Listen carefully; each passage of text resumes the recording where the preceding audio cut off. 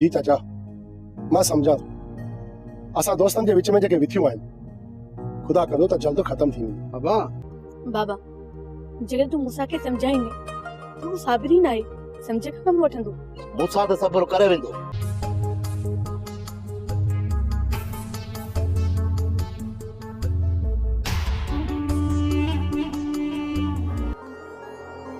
अस्सलाम वालेकुम व्यूवर कड़ा हाल आहिनि? उमेद कयां थो ठीक हूंदा। जी हाँ दोस्तों, अॼु असां तव्हांखे सोब सीरियल तकरार ड्रामे जे बारे में अपडेट ॾींदासीं त उन जी ईंदड़ क़िस्म छा थी रहियो आहे।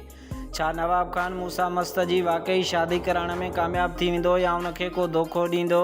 छा मीर पंहिंजी भेण जा कातिल ॻोल्हण में कामयाब थी वेंदो? छा सिजावल खान मीर जी भरपूर सपोर्ट करे ऐं उन जा कातिल ज़ाहिर करण में कामयाब थी वेंदो? छा बख़्शल जी गद्दारी ज़ाहिर थी पवंदी?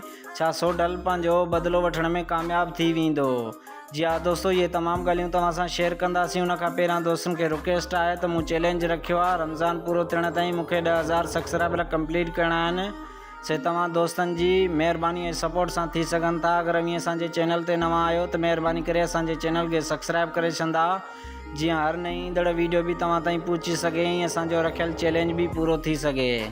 जी हाँ दोस्तों, तव्हांखे घणो इंतज़ारु नथा करायूं, असां हलूं था पंहिंजी मेन टॉपिक जी तरफ़। त तकरार ड्रामे जी ईंदड़ क़िस्म छा थी रहियो आहे।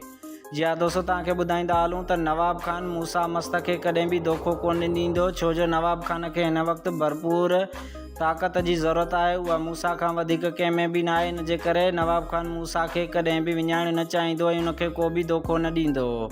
जी हाँ दोस्तों, ॿिए तरफ़ तव्हांखे ॿुधाईंदा हलूं त मीर पंहिंजी भेण जा कातिल ॻोल्हण में कामयाब थी वेंदो, छो जो सिजावल खान मीर जी भरपूर सपोर्ट करे ऐं कातिलनि खे ज़ाहिर करण जी कोशिशि कंदो ऐं हुन ते दरिया खान जी गोली ज़ाहिर थी पवंदी ऐं दरिया खान खे पुलिस गिरफ़्तार करे ऐं उन जे लाइ जांच पड़ताल जे लाइ वठी वेंदी।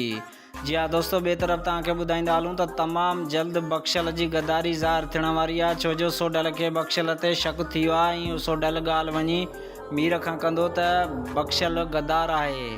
जी हाँ दोस्तों, उमेद कयूं था तव्हांखे वीडियो आयो हूंदो पसंदि। अगरि वीडियो पसंदि आयो हुजे त वीडियो खे लाइक करे चैनल खे सब्सक्राइब करे छॾंदा ऐं असांजी हौसला अफ़ज़ाई कंदा। मिलूं था कंहिं नई अपडेटुनि, तेसिताईं पंहिंजे नाचीज़ मोहम्मद बख़्श ख़ासकेली खे ॾींदा इजाज़त। दुआ में यादि। अल्लाह हाफ़िज़।